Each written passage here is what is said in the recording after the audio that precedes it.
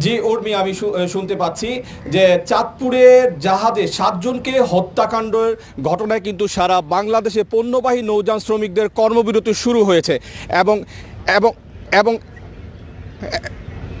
এবং এবং এই কর্মবিরতি কিন্তু বৃহস্পতিবার রাত 12:30 থেকে শুরু হয়ে আজকে শনিবার দিন অতিবাহিত হচ্ছে। তো এই এই আসলে এই কর্মবিরতির কারণ কি? কারণটা হচ্ছে তারা স্পষ্ট বার্তা দিয়েছে আন্দোলনরত শ্রমিকরা যে চাঁদপুরের জাহাজে যে 7 জন হত্যাকাণ্ডের শিকার হলো, সেই হত্যাকাণ্ডের ঘটনায় ইরফান যে আটক হয়েছে, ইরফানের একার পক্ষে কি এই 7 জনকে হত্যা করা সম্ভব কিনা, এবং পাশাপাশি তাদের এটাও দাবি যে এই একজন ইরফান যে নাকি জাহাজের লস্কর, এই লস্করের পক্ষে কি একটি জাহাজ পরিচালনা করা, জাহাজকে তীরে নিয়ে নোঙর করা এবং জাহাজকে আবার ফের পরিচালনা করা কি সম্ভব কিনা। তাই এই 7 হত্যাকাণ্ডের পিছনে কারা জড়িত আছে বা অন্য কেউ জড়িত আছেন সেই রহস্য উন্মোচনের জন্যই তারা দাবি জানিয়ে আসছে।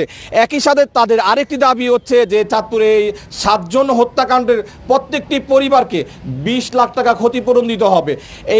এই দাবির সাথে সাথে আরও 7 দফা দাবি ধরা দিয়েছে, যেটা আরেকটি গুরুত্বপূর্ণ দাবি তারা জানিয়েছে যে নদীপথে জাহাজ পরিচালনা, এই লাইটার জাহাজ পরিচালনা করতে গিয়ে তারা বিভিন্ন সময় জাহাজ শ্রমিকরা ছিনতাই, লুণ্ঠন, ডাকাতির মতো ঘটনার শিকার হচ্ছে। তারা এই নদীপথে কোনো নিরাপত্তা পাচ্ছে না এবং তাদের আরও মজুরি বৃদ্ধি করতে হবে। সরকার ঘোষিত যে মজুরি আছে সেই মজুরি তাদের জন্য সামর্থ্যযোগ্য নয়।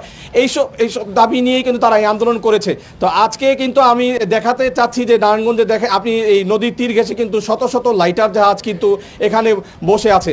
তো এই জাহাজের কর্মবিরতিকে কেন্দ্র করে কিন্তু নারায়ণগঞ্জে একটি বিশাল বিরূপ প্রভাব পড়েছে। বিশেষ করে জাহাজ শ্রমিকরা কর্মবিরতি করায় এখানে কোনো মাল লোড আনলোড হচ্ছে না এবং পাশাপাশি কারখানার শ্রমিকরাও কিন্তু ক্ষতিগ্রস্ত হচ্ছে। তারা আরেকটি দাবি করেছে এবং জানিয়েছে আমাদেরকে নেতৃকর্মীরা, শুধু যে মাত্র নৌযান শ্রমিকরাই এই আন্দোলন চালাবে, ভবিষ্যতে যদি তাদের 7 দফা দাবি পূরণ না হয় তাহলে কিন্তু নৌযান যাত্রীবাহী শ্রমিকরাও এতে যোগ দেবে। তো এই ছিল আমার কাছে নারায়ণগঞ্জ থেকে সর্বশেষ।